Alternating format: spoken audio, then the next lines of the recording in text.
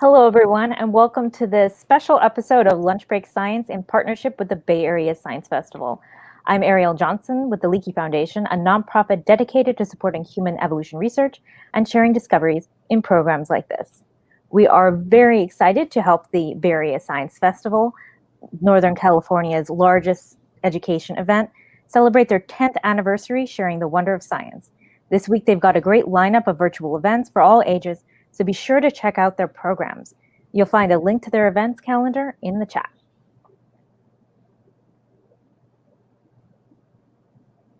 We'd like to thank Ann and Gordon Getty and Camilla and George Smith, whose generous support made this episode of Lunch Break Science possible.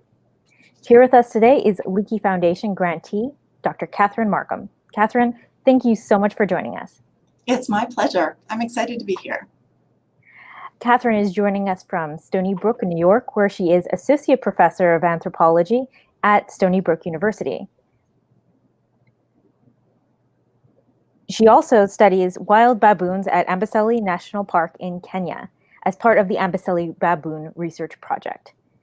Today, she'll be discussing her work studying group living by analyzing interactions both at the individual and the group level. Before we hear from Catherine, though, for those of you watching us live on YouTube, Facebook, Twitter, and Leakey Foundation Live, you can submit questions for Catherine at any time during the episode, and she'll be answering them at the end. The sooner you get those questions in, the more likely she will be able to answer them at the end. So yeah, definitely get those in the chat. My first question for you, Catherine, is, you are a primate behavioral ecologist. What exactly is that? So it's a good question to start with. So a behavioral ecologist is a scientist who studies animal behavior, in particular with the intent or with the interest of understanding the fitness consequences of different behaviors. So how do behaviors impact reproductive success and the chances of survival? Now, a primate behavioral ecologist just zeroes in or focuses those questions on primates in particular. Great. And, how did you, because you didn't start off as a primate behavioral ecologist, you started out as a behavioral ecologist. How did that whole process start? That's a great question as well. So I did not get started in primates. I actually got my foot in the door with field work and behavioral ecology, studying birds. So I pursued a master's degree at the College of William and Mary, studying bald eagles. I was very much interested in their nesting ecology. So this was just really kind of a phenomenal project to get started in field research. We were working with the eagles before they fledged, so you can see they don't even have their feathers fully grown in at the earliest age. And we would climb up into the trees just briefly to take some measurements on the chicks and band them and install these video cameras. And then we would collect data on what the chicks were eating and how they were growing and ask some questions about how those patterns varied over the ecosystem of the Chesapeake Bay. So that was just a dream project to get started on. And it very much convinced me that I wanted to continue with science for my career, but I wasn't quite sure right off the bat what the next step would be. So I was kind of leaning towards a PhD program, but I wanted to take a bit of a break. And so I started looking for employment. And the job opening that I was lucky enough to get was with Dr. Jean Altman at Princeton University. So Jean started the Amboseli Baboon Project back in the early 1970s, and she was hiring an individual to manage this massive database that contained all of the data over these decades of research. So I became a database manager for the Amboseli Baboon Project, and that got me really excited to thinking about primates in particular, human evolution, those sorts of questions, and I've kind of stuck with them ever since. It's so interesting the path that you end up taking because of opportunities like this. And you really have to reach out for them. So in our fourth episode of Lunch Break Science, we actually interviewed your colleague, Jenny Tong, who also studies baboons at Amboseli. What makes Amboseli such a unique site to conduct research at? Right. So there's so many ways we could answer that question. So some of the things that make working with the Amboseli Baboon Project, really exciting and unique are the longevity of the project. So it's over 45 years of data collection. And while they're always open to adding new data sets as they can kind of expand our understanding of the system, there's tremendous continuity over those decades of research in other data sets. So you can ask just phenomenal questions, particularly in evolutionary context, based on all of these life histories of the study animals. So that's a great pull, a great draw to the project itself. Other aspects that very much appeal to me are the non-invasive monitoring of the population. So the researchers are relying on the fact that the baboons in the study population are incredibly well habituated. So they are tolerating human presence at a fairly close range, but the researchers importantly are very much limiting their interactions with the baboons. So we're not feeding them, we're not touching them, we're avoiding eye contact so that we can observe these animals in their natural setting with as little interruption to their daily lives as possible. So that's a great resource as a behavioral ecologist, to be able to get out there and walk fairly close to these individuals without disrupting them. So that's a huge draw. And I think the last one that I'll mention, I'll cut myself short without going on too much, but the last one that I'll mention for my own research in particular is the fact that the Amboseli project has had a history of studying multiple baboon groups within the same population. So as we'll talk about a little bit more, I'm sure, that's really relevant to my research. Well, it sounds like a dream place to be, and I'm really, really excited to delve deeper into your research and then later to have a chance to look at your science activity site, Shutterbug Science. So we're going to go ahead and turn the virtual floor over to you, Catherine. Okay, let me share my screen here. Your photographs are just absolutely amazing, by the way. They're Thank all you. yours. I was going through them and I had to, I couldn't select which ones to use. And I had to use all of them. I appreciate that. I think these animals are just so gorgeous. So it's really a great experience to be out there with them. It's not only sort of exciting scientifically, of course, but also it's just beautiful. It's just very, very much engaging all your senses, which is fantastic. Okay, so I should be sharing my screen now. Yes, I'm There we go. Pop off. All right, so what I want to do to kick off this mini presentation is start by acknowledging several colleagues with the Amboseli Baboon Research Project. So Jean Altman, Susan Alberts, Beth Archie, Jenny Tong, and Laurence Jesquier in particular. Without these women, the work that I'm pursuing now would simply not be possible. And more specifically, Susan and Laurence are two of my collaborators on the work funded by the Leakey Foundation. So what I'll be talking about for the next few minutes is our ongoing projects today, but since our research is still very much in progress, I'll primarily be emphasizing the questions that have motivated our research and where we're hoping to go in the next year or two. So to get us started then, I want to give a very brief overview of some relevant aspects of baboon socioecology. So I'll be using the term baboons throughout this little presentation to refer specifically to yellow baboons, Papiopoly.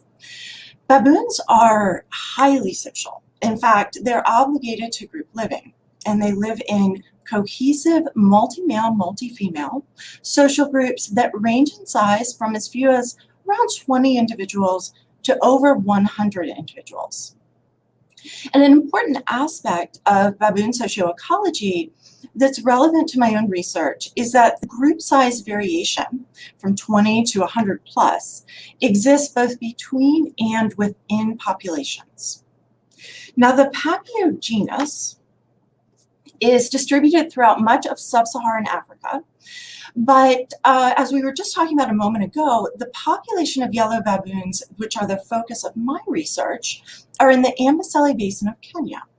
So this is right on the border of Kenya and Tanzania in the shadow of Mount Kilimanjaro, which you can see in the background here. So just to state again, some of the characteristics of this population are that the animals are well habituated and they're individually recognizable by a phenomenal team of mostly Kenyan researchers. The data are collected year-round and have been for over 45 years. So there's this strong emphasis on non-invasive monitoring that has characterized this project for more than 4 decades. Now, the last point that I want to make, and important to a number of research questions that are very much exciting to me, are that multiple social groups within the same population are observed. So this gives us a really exciting opportunity to ask questions about group size variation as a group may change in demographics, composition, size, over time. The group itself is changing. It also gives us an opportunity to ask questions about group size variation, major theme of my research, cross-sectionally, so comparing different groups the same time period. So with that, let me talk just a little bit more about group size. So group size is an important component of sociality. You can think about this for a wide variety of gregarious species. It proximately affects how individuals allocate time and use space, and it ultimately influences an individual's fitness, mediated through access to food and/or mates. Now, interestingly, the effects of group size on fitness don't always point in the same direction, and I find that fascinating. So let me explain what I mean by that in just a little more detail. I'll start first by thinking about some of the fitness costs associated with life in large groups. And I'm going to focus throughout this presentation on costs and benefits to females specifically, since females are the subject of much of my own research.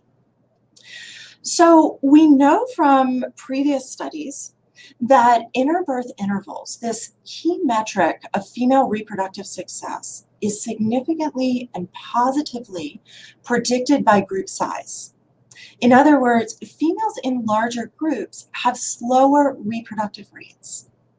We also know that females in larger groups spend more time foraging, they begin reproducing at an older age, and they experience higher rates of infant mortality.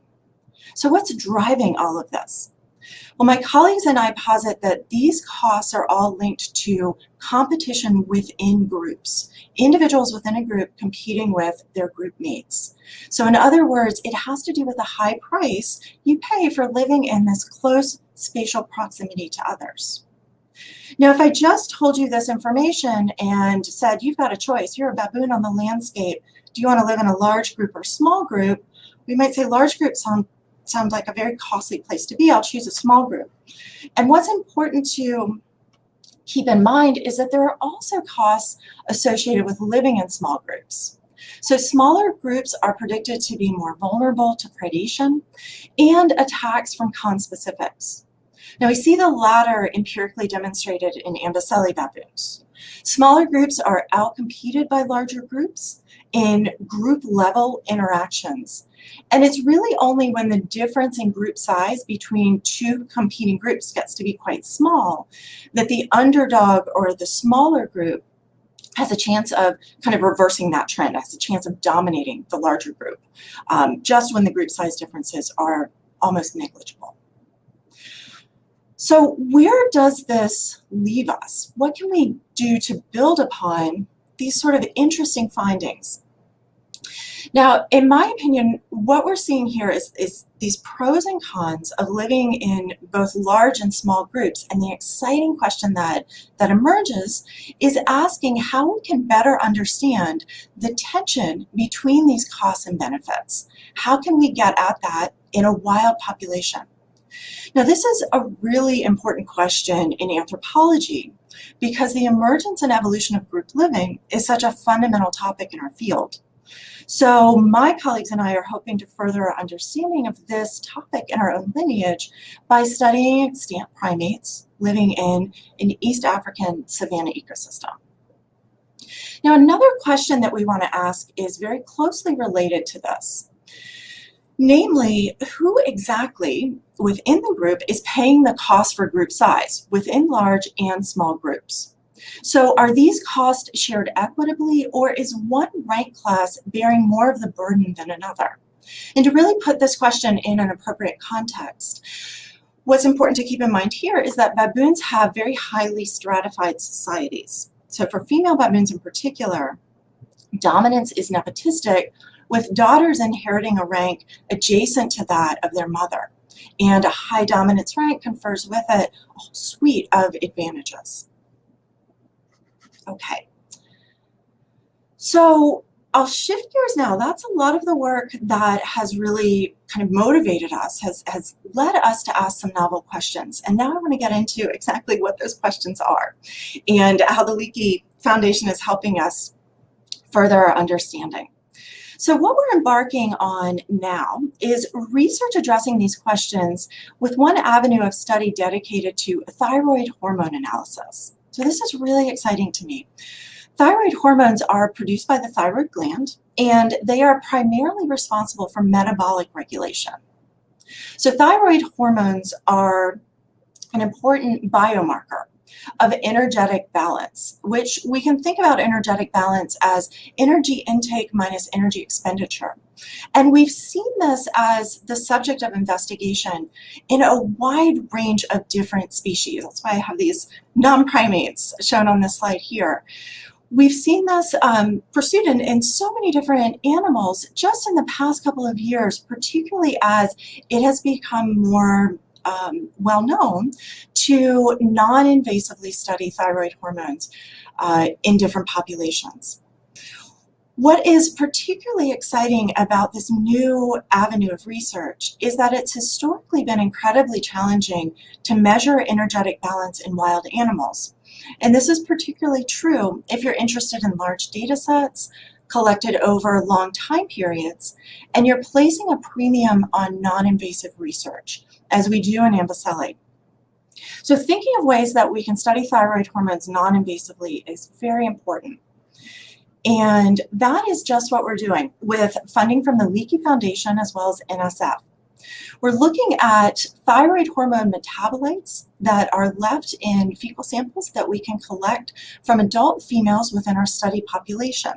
And we're interested in the predictors of thyroid hormone levels in these adult females, specifically asking questions about how group size and dominance rank affect thyroid hormone levels. And again, thinking of thyroid hormone levels then as indicative or reflecting the animal's energetic balance. So together with Susan Alberts and Laurence Jesquier, we're tackling this with this remarkable repository of around 6,000 already collected fecal samples. These were gathered over a 10-year period, so the scale and scope of this undertaking is really exciting. So these samples have been collected for other purposes, but we realized as they're in storage that they had this sort of untapped potential to help us understand some novel questions. Now, another aspect of our current research on thyroid hormones has to do with using thyroid hormones and our analyses together with a broader understanding of stress physiology. In particular, complementing studies that have already been undertaken on the analysis of glucocorticoids. So let me talk for just a second about glucocorticoids.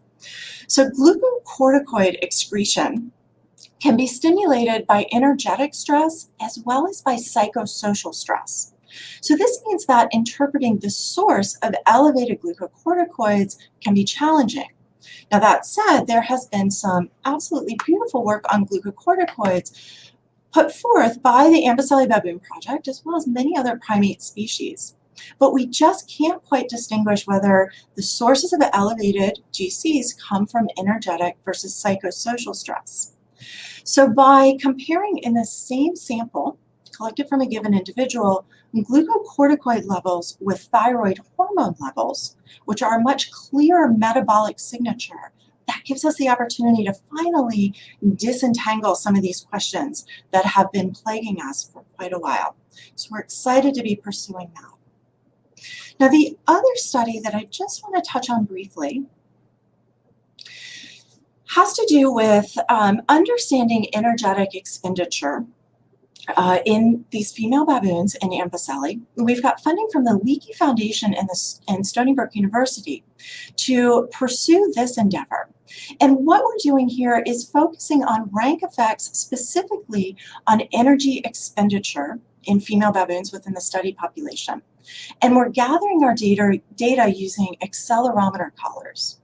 So what we're showing in this animation here is tracking information from a single female baboon. The points that you're seeing flash across your screen are GPS coordinate locations collected every 5 minutes. We programmed our collars to collect the data from sunrise, when the baboons start to come down from their sleeping trees, throughout the day at that 5-minute interval, until right around sunset, when the baboons again return to woodland sleeping sites. We did this just in this test collar for about 2 months' time. We wanted to have a solid proof of principle. And the collar was remarkably successful. In addition to the GPS data, which is the easiest to visualize here, the collars were also collecting information on the animal's movement along 3 axes of acceleration, XYZ planes. And this is a really exciting data set because it gives us the opportunity to ask questions of energetic expenditure in the animals over the course of full day monitoring. So we can start to understand not just how energetic balance may vary as a function of rank within the study system. Thyroid hormones can help us unlock that. But these collars are helping us zero in on the expenditure side of the equation specifically. So because of some of the complications of COVID, we're not quite sure exactly what our timeline is, but we are very hopeful that we're going to be able to deploy our collars this coming summer and start to gather this data and begin our analyses. So I can let this run for just another minute, and I'll point out here as it's running what we're seeing in this sort of satellite imagery of a portion of the Ampicelli ecosystem is this kind of woodland terrain, which is interspersed with either barren areas or short grass savanna. So you can see what looks like these tree canopies from above. And if you pay careful attention to when the red line fades in and fades out, we're seeing the end, the closure of a full day monitoring. And you can see that the baboons were obligatorily obligated to using woodland sites, these green trees, as their sleeping sites. So a nice proof of principle that they're sleeping where we imagine they should be sleeping. Okay. Just one more slide. It's a very important one. I want to acknowledge, because I've been talking about so many different research endeavors, a couple of folks, first and foremost, the ABRP field researchers, a really phenomenal team who has shown just tremendous dedication to collecting data sets year-round under some pretty challenging conditions, as well as our Nairobi lab staff and research facilitators, and of course our funding sources, including the Leakey Foundation. So thank you. Let me go ahead and close out of this and stop sharing my screen. There we go. Yeah, Catherine, thank you so much. That was such a really fascinating, insight into your research. But you don't just create research, you also share research. Can you tell us a little bit more about your background in science outreach? So this is really a fun outlet for me. I will say I have had no training in this, which kind of makes it all the more interesting to take part. It pushes me to talk to a lot of educators and folks who do have that training, which is really exciting. So one thing that I think is really important that a lot of I'm sure audience members and scientists in general can appreciate is that it's important for all of these studies that we're pursuing as anthropologists that we don't just share our results with other scientists, that we reach out to the community as a whole.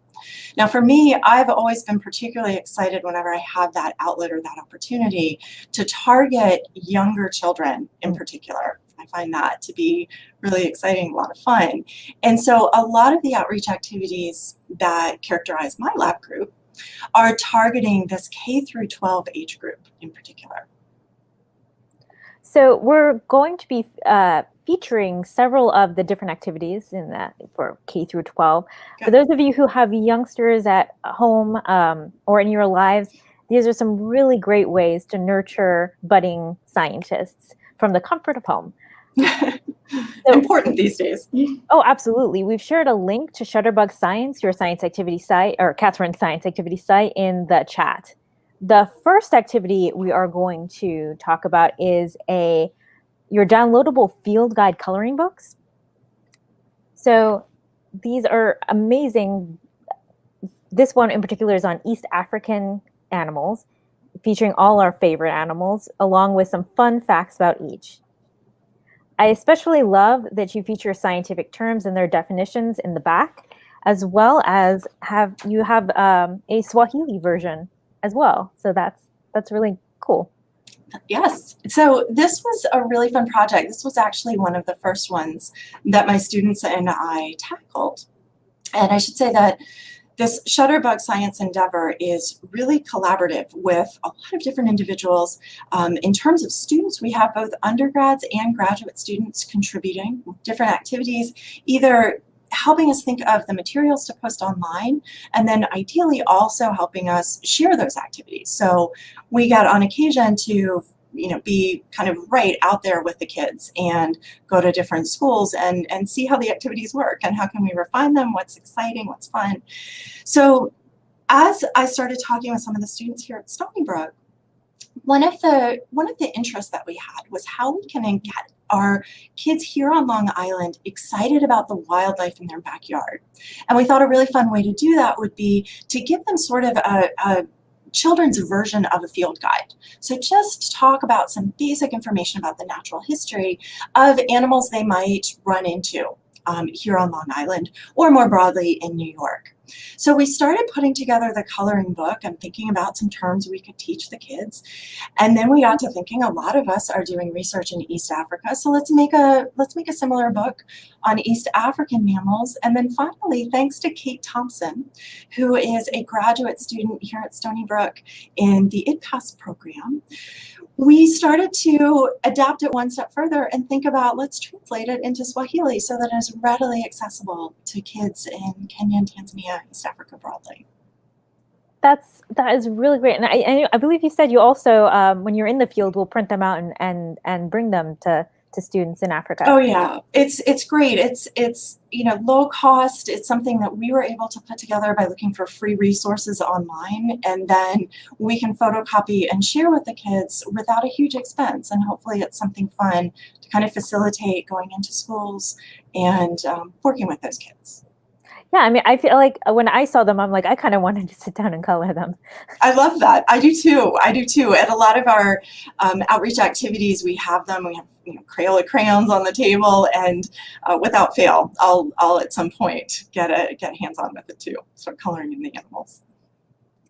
So the next activity I wanted to talk about that you have on your site is a box turtle measuring activity. This is a really cool activity. Can you tell us a little bit about how the project started, and we'll also take a look at these eye-catching box turtles. Sure. So this is a great example of a graduate student here, again at Stony Brook in this case, Lisa Prowett, taking her dissertation research and thinking about a way that she could make it very engaging as a lesson plan, as a module for kids. So Lisa is a graduate student in our Ecology and Evolutionary Biology program. And Lisa's research is based on box turtles. She's interested in factors influencing their geographic distribution.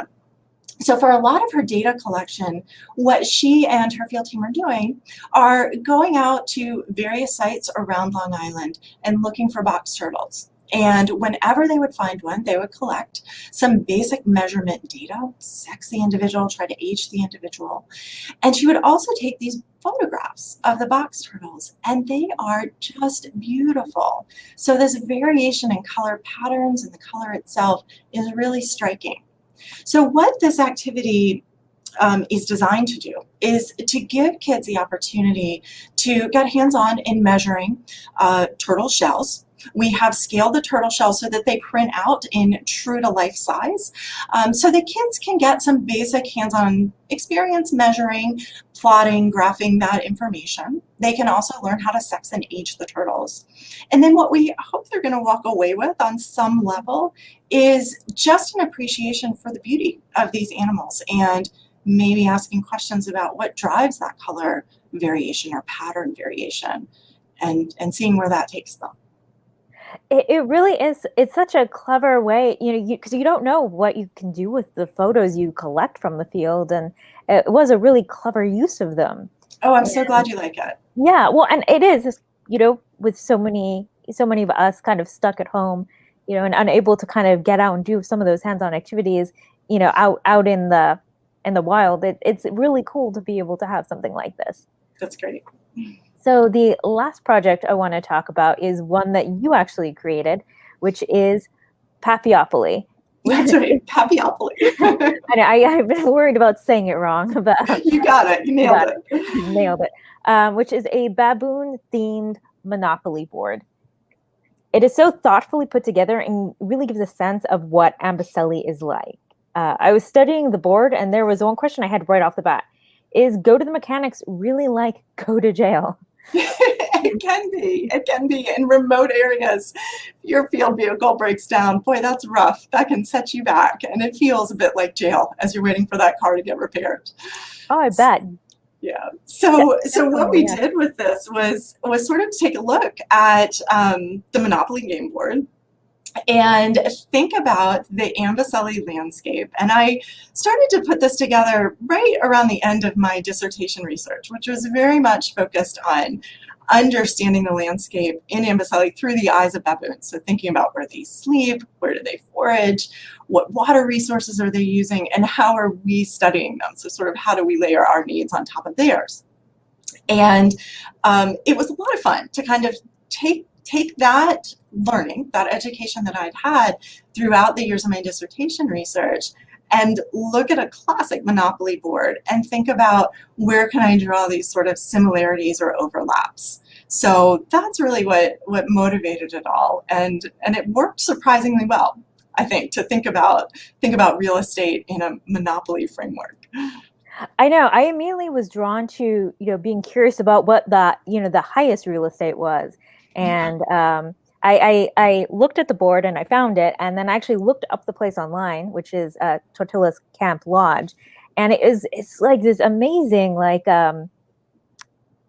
posh lodge. Oh, it's gorgeous. It's absolutely beautiful, and for anyone thinking of traveling to Amboseli, it'd be a gorgeous place to stay. It's also the area surrounding it can be a really valuable resource for the baboons. So, the tourists, of course, love to see the wildlife drawn close, as you're having your dinner or cocktail, see the wildlife come in at sunset. And so the area surrounding Tortoise Lodge, some of our analyses revealed, was an important area for the baboons in addition to a lot of other African wildlife. So those sort of considerations were what helped us think about where do we place this on the Monopoly game board. Yeah, it's really neat. Let's take a look at one of the other real estate locations. Yeah.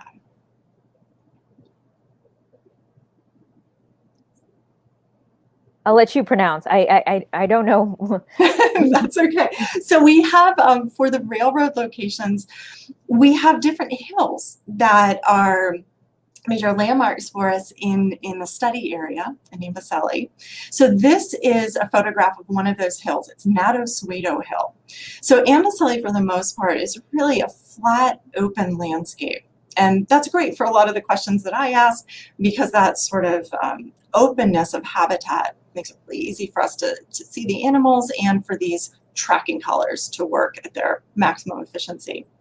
But there are 4 major hills in the region, and the baboons use these as sort of opportunities, I would assume, to kind of get a feel for where maybe other groups are, to sort of get that unique height perspective, altitude perspective. Let's look at the next one. We have this one I can pronounce, Grove 120. That's right. So all of the locations on the game board are the names that we use within the study, within the ABRP study. So all of these different woodland sites, as well as the water holes, have names so that we can record when the animals are returning to the same place again and again. And Grove 120 is one that is just, you know, a resource that the baboons tend to use reliably. So our last real estate location we're going to feature is a water hole. Right. So the water holes, as well as the sleeping groves, are really important resources for the baboons. And this is particularly true for the baboons during the dry season. So during the wet season, baboons can, or wetter, I should say, baboons can make use of little rain pools that might gather. But when those rain pools dry up and there are long periods without rainfall, baboons have to drink almost every day. And so they will go to these different water holes throughout the landscape to get a drink on a daily or near daily basis. And so we included those as important resources on the game board too. Well, again, I'm going to remind everybody that these resources are free and available online to you. You can go on and get them right now, as well as a lot of other resources. You can have, there's a baboon darting activity. There's a whole bunch of things. It's really fun. Definitely go check them out. So now we are going to be taking some questions from our audience. If you have not put any questions in the chat and you are watching live, please get those questions in the chat now. Before we go to any of our audience questions and while we're waiting for them to come in, I have an initial question for you. Sure. You know, with COVID, you know, we're all kind of socially isolated, and you know, all your research is on groups.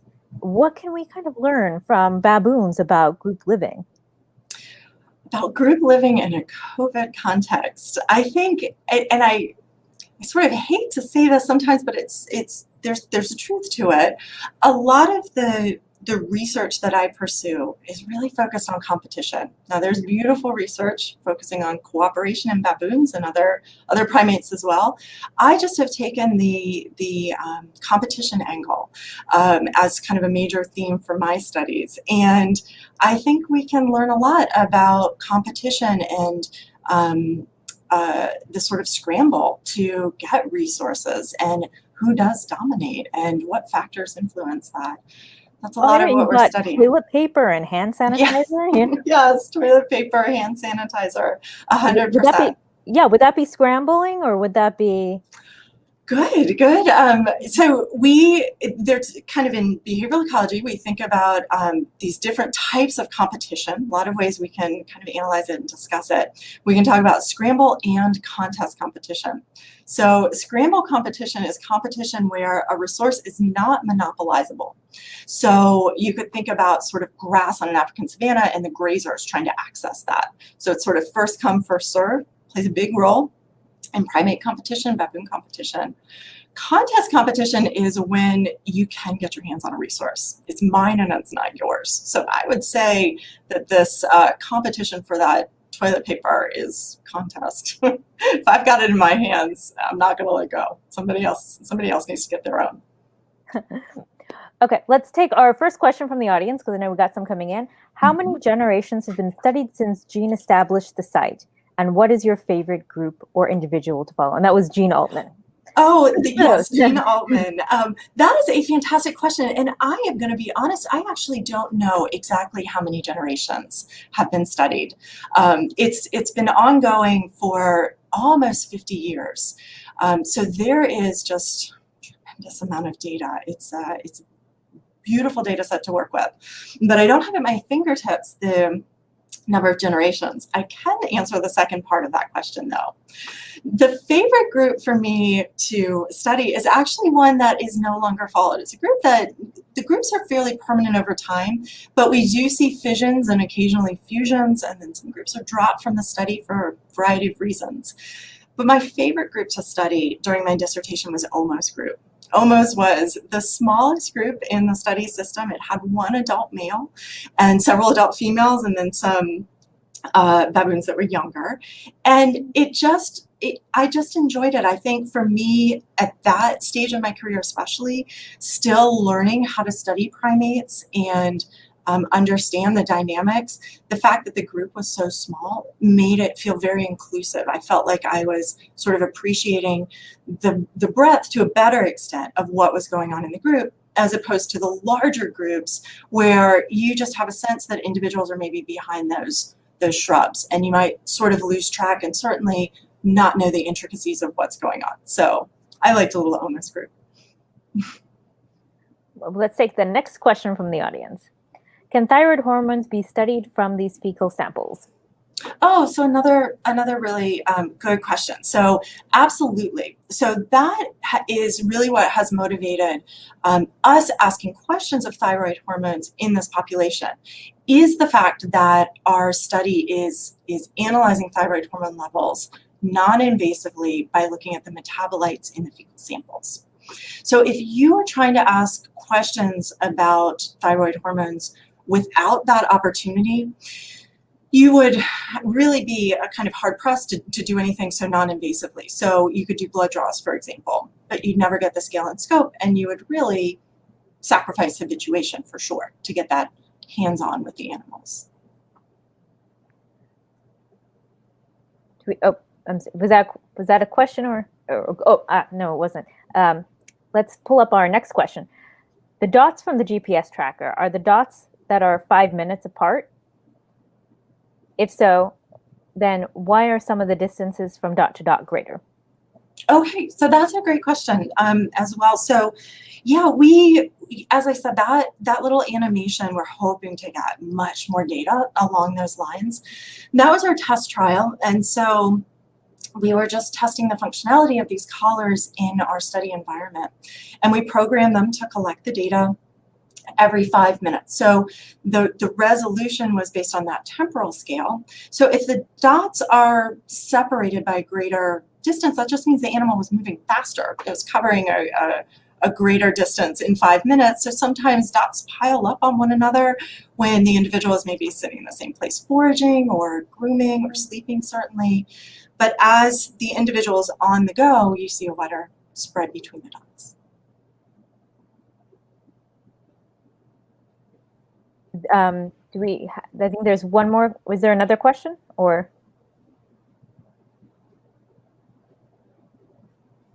the questions left? Did you collaborate in any way with Amy Liu for the hormones analysis? Oh, okay. So fun question. We have not to date. So Amy Liu is a researcher here at Stony Brook and a wonderful colleague within my anthropology department. But we have not collaborated on this particular project other than just the exchange of ideas and valuing her input as we started to generate questions. And I'm sure as the data starts to come together, I'll value her input then as well. That particular project, the hormone specialist who is really responsible for running the lab and analyzing the samples is Laurence Jesquier, who's down at Duke University. And we're actually, Amy Liu will be featured on an upcoming episode of Lunch Break Science. We don't have wonderful. Yet, I will be tuning in. So yeah, that was our last question. Is there any other takeaways that you want us to think about, or?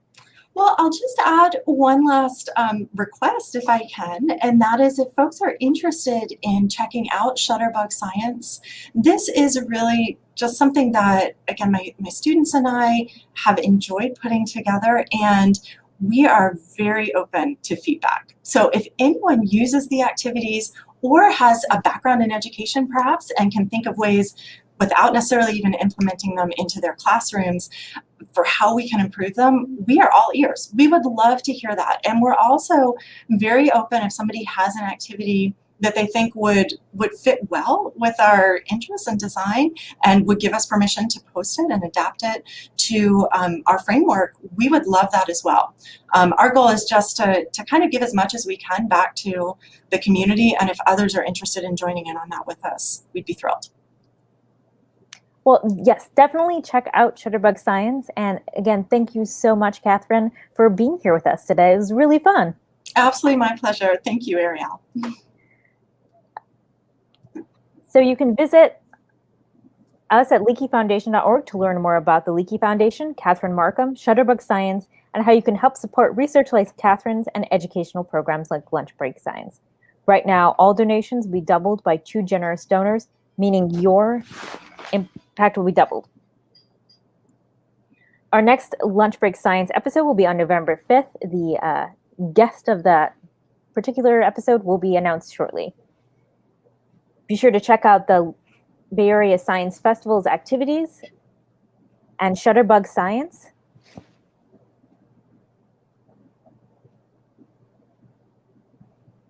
Also, if you missed our first speaker series lecture, is now available on YouTube and Leakey Foundation Live, featuring Irene Gallego Romero.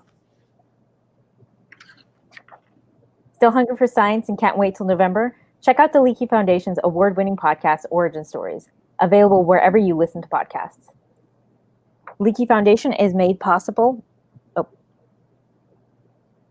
Be sure to subscribe to the Leakey Foundation's YouTube channel, follow us on Facebook and Twitter, or sign up for our newsletter to be the first to hear about upcoming episodes and groundbreaking discoveries in human origins research. Lunch Break Science is made possible by the generous support of Ann and Gordon Getty and Camilla and George Smith.